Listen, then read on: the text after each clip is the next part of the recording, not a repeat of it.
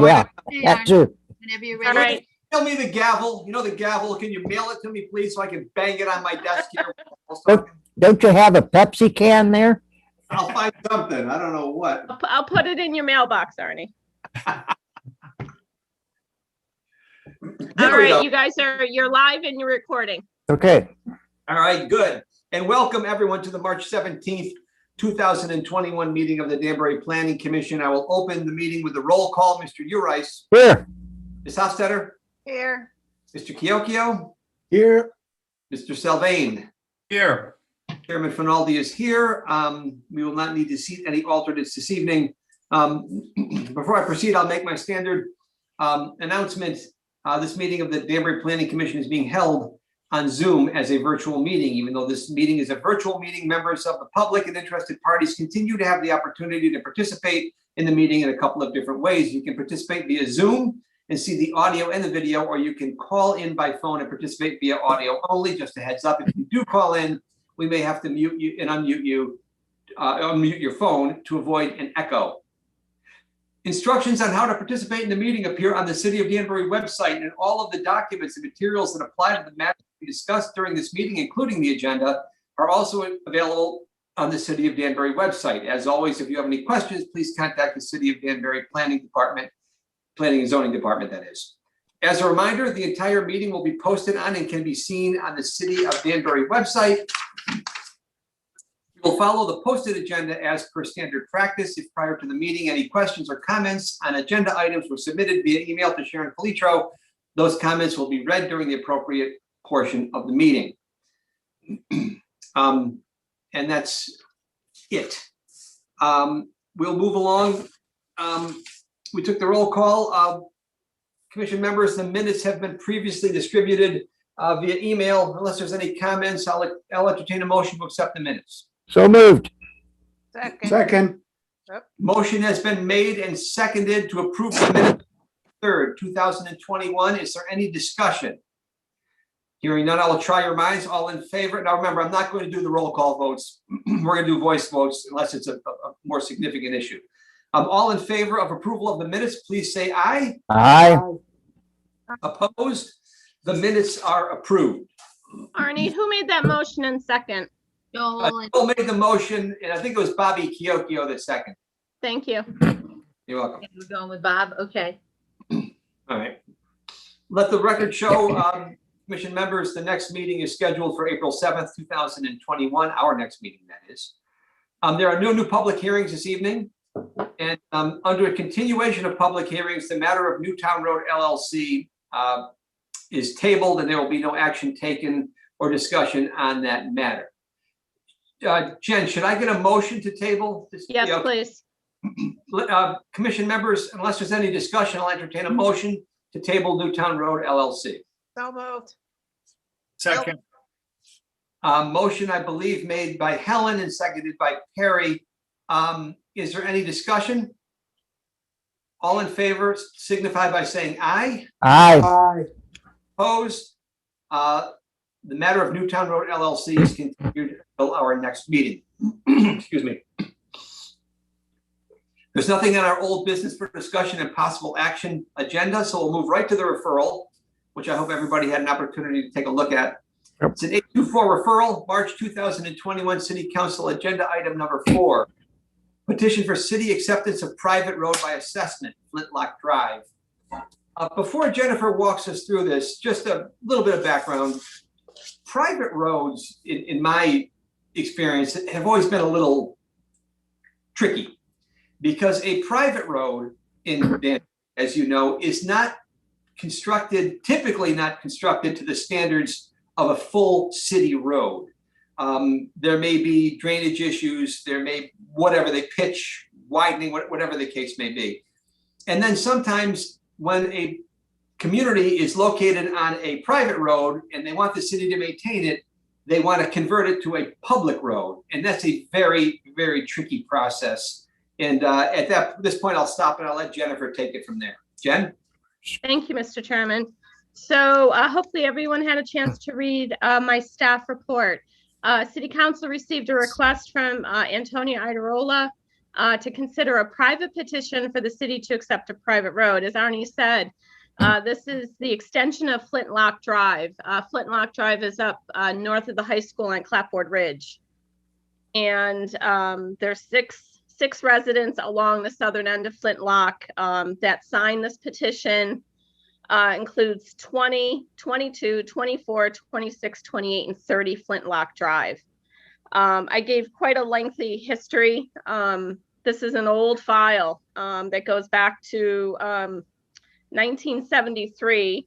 The original subdivision was approved. It was a 19-lot subdivision. It had approximately a 1,300 linear foot road that ended in a cul-de-sac. Shortly after that approval, and the city accepted that road, that portion is officially a city road. In 1978, the Planning Commission approved a 6-lot re-subdivision identified as Colonial Court. And that was the extension of Flintlock Drive, which was approximately 525 feet. Again, terminating in a cul-de-sac. So Jen, if I can stop you there. Yep.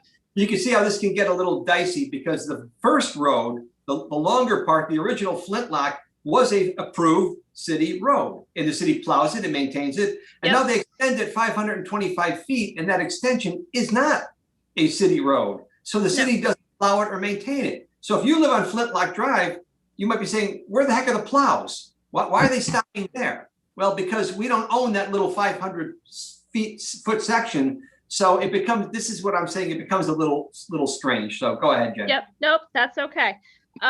So as I'd said in my lengthy history, the commission approved it in 1968. They approved a letter of credit was accepted for $21,000. The developer at the time constructed half the road, petitioned to have that bond amount reduced to $10,500. And then the developer proceeded to construct the homes and continue working on the road. So fast forward over several years, the Planning Commission issued numerous extensions of the permit to construct roadways. And again, you typically get a period of time, and we generally do 5 years. It corresponds to the bond, the letter of credit that the commission takes in to ensure that there's adequate monies available in case the road doesn't get finished and the city doesn't accept it. We would go in and typically call the bond. You've gone through a few of those processes. We haven't actually called a bond, but we've come pretty close. So it's the same type of process, even back then. So the last one was, the last extension expired June 1st, 1988. The city engineer at the time, Jack Schweitzer, issued another letter outlining numerous unresolved issues related to the construction of this extension, including the transition from what is the city road, the end of the city road, to the new road. There were some aprons that weren't right. The pitch wasn't right. You had a lot of ponding. So the city came back and said, we're not going to accept it until you fix these issues. The developer then came back and said, well, he disagreed, went back and forth, more extensions were granted, assurances were given that it would be done. The Planning Commission actually called the bond, but there was no action taken. From what we saw, there was no further action to actually call that bond. It's like the file ended. There was nothing after that. It was like it came to a cliff and nothing happened. And come to find out, I reviewed the bond. It expired in 1981, so you couldn't call the bond. So they kept continuing the extensions, and they really shouldn't have. And lesson learned. So fast forward at this point. I can just jump. We lost our financial guarantee. Yes. We have a bond, which, as Jen said, is a financial guarantee that they'll finish the thing. The bond expired. We didn't catch it. So that financial security that we had to get this road done went away, essentially. That is correct. And at that point, the last correspondence was that the developer had assured, again, more assurances were given to the engineering department and the planning department, that work would be completed by the spring of '88, which included turning over the record drawings final inspections, all of that information was going to be completed, spring of '88. Didn't happen. The fixes were not fixed, basically. So all that time it's existed, it's remained a private road, and maintenance and upkeep has been the responsibility of the residents along that portion. I do believe the city goes through and plows for emergency purposes to ensure that access can get to those dwellings. But the road is in pretty bad condition. But again, it's private. It's not the city's responsibility. So fast forward today, the residents have petitioned the city to accept this road. There is a very detailed process to do that. And they're in the very beginning stages of that process. My one paragraph, I went through that whole process. Those procedures are outlined in the Code of Ordinances, Section 38, which is for special assessments. And again, it's a whole process. And in the end, once it's, again, you go through the process, the city council, there's ad hocs, there's public hearings, more letters go out, then they have to agree to it, the work gets done, and then the assessments are finally levied. And then each benefiting property owner is responsible for that portion that was needed to complete the road. So based on that, the department feels, again, this was originally, it was a planning commission approval. The road was constructed to the width of the road, the cul-de-sac, all constructed to city standards. What there was the disagreement about was the transition and, some of the minor, I don't say minor because they've now snowballed into these bigger issues, grading, drainage, all of these issues need to be resolved. But because it was originally intended to be a public road, staff has no objection to the council's consideration of the petition for acceptance. Now, again, you're not actually accepting the road yet. It's just the petition. This is the first step. And again, the referral came in and the commission needs to refer it back and say, whether you give it a positive or negative, you're looking at the consideration of the petition. So with that being said, staff has no objection. Thanks, Jen. So just to say back to you, what you said to us in brief form, we're not accepting the road here. We're the authority to accept the road. What we're actually offering an opinion on, is all referrals, is for the city council to start the process of consideration. That's all we're doing here. Start the process of deciding by whatever means they deem necessary, whether it's a good idea or not to make it a city road. So that's essentially what we're doing here. And if I may, Mr. Chairman, the last part of my paragraph that I just want to reiterate, should the assessment project proceed, if city council moves forward with the petition, the work to be completed, the property owners are assessed, all required title and deeds, record drawings, documentation in support of the acceptance of the private road must be submitted in form and content acceptable to Corporation Council. And then the road would become the public right of way as intended. So I just wanted to add that last part. Mr. Chairman, I have a question. Go ahead, Joel. For staff. Now, there's a lot of detail in your staff report about things that need to be done in order for the road to finally be accepted. But that's not what we do. We don't accept roads. But in a referral like this, assuming we're okay with give them a positive, do we need to say a positive subject to all of these things happening? Okay. I don't think so, because the city council will make it subject to, but go ahead, Jen. No, I think you're right. Again, it's, subject to meeting the procedures that are already outlined in Section 38 special assessment. It's the city councils, they'll be following those procedures. And ultimately, I think once it's ready to be accepted, I'm not entirely sure if it comes back to the planning commission at that point. Again, it's just the very first step. Mr. The Chairman, council will go through they have their own procedures that they'll be going through. Mr. Chairman, Yes, I'd Joe. like to make a motion for a positive referral with the proviso of the appropriate chapters in the zoning acceptance on the roads that staff just outlined. Thank you, Joel. I saw you, Helen. So what I'll do is I'll get a second to Joel's motion, hopefully, and then Helen, we can have discussion. So can somebody, do I hear a second for Joel's motion? I'll second. Okay, seconded by Mr. Kyokyo. Ms. Hostetter, please. Sorry about that. No, sometimes you gotta wave your hand. I just have a question. What is the, I guess my question to, I guess staff. Get is what- closer. I know Get we're closer to your accepting, microphone. we're making a positive referral on the acceptance of the petition. Oh, Okay. didn't I? No, Hear you. It's a Can't hear little me? muted, Helen. seriously? Can you hear me better? Yes. Yes. Get closer to, that's good. It's Get closer. unmuted. Nope, Yeah, we but can hear you. microphone. You were just Sorry, a I little had to too far move. away. Just stay Okay. there, but hold it in your face. Okay, so yeah. So my question is, I know in referring, positive referral to accept the petition only, first step. What is the risk to the city if there is any in doing that? Like monetarily or?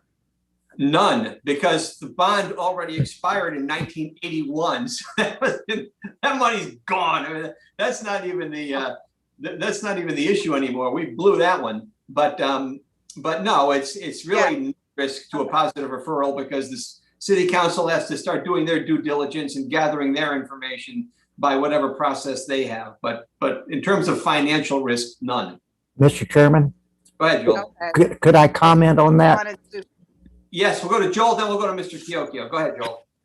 Helen, as I understand the process, since the bond has expired, the city's exposure financially is the whole cost of upgrading that road, unless they go all the way and assess the homeowners, which that would be the process normally, which makes the city exposure nil. Even for the road itself, yeah.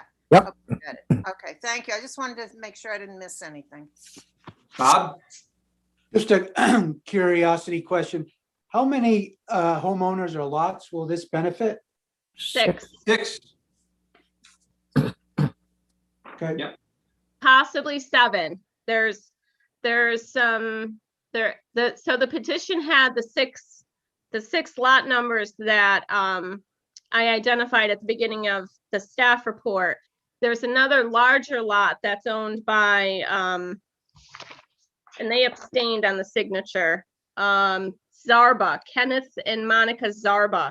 And they actually they own property at 37 Chambers Road, which is just west, I think, of Flintlock Drive. They own this parcel. There are no lots on it. It was not part of the Colonial Court subdivision. It was just identified as other land. This has a pond on it, and it's a pretty wooded piece. So I don't know. And again, that would be up to city council to decide, and ultimately the engineering department as well, to determine who gets assessed. But definitely the 6 identified, and I can't speak to that other lot because it wasn't originally part of the subdivision. Again, to be Matter. discussed by someone else. Doesn't matter if it was part of it or not. Do they have frontage on the street? If the answer is yes, unless the council does something over and above, they will pay an assessment. Understood. Thank But you, again, Joel. that's when you Jennifer? ask, that's what, I'm sorry, when you ask, that's why it only says the 6, because the 6 were part of the original subdivision, and the Zarbas signed the petition, but they abstained. So again, it's not up to the planning commission and left up to the city council on how those assessments happen. But I just wanted to be clear that there was an additional parcel. That's part of that. Got it. Thank you. Thank you, Jen. Commission members, is there any other discussion on this particular referral? Hearing none, as a reminder, there was a motion for a positive referral made and a second. One last time, any discussion? Hearing none, I'll take a roll call vote. A yes is for a positive referral, a no is not for a positive referral. Mr. Urice, Yes, Ms. Hostetter, Yes, Mr. Kiokio, Yes, Mr. Sylvain, Yes. and Chairman Finaldi votes yes. This matter gets a positive referral to the city council. Thank you all. Thank you, Jennifer. Thank you. Commission members, there's a couple of items coming up. You'll see on page 2 of our agenda, not to be heard tonight, but if you have any questions, certainly check with Jennifer and or Sharon. And no correspondence, so unless there's anything else, I'll entertain a motion to adjourn. So moved. second, Motion made and seconded to adjourn. Is there any discussion? Hearing none, all in favor say aye. aye. aye. Opposed? We had a 21-minute meeting, huh? Not bad. Wow. All right. The company. city did not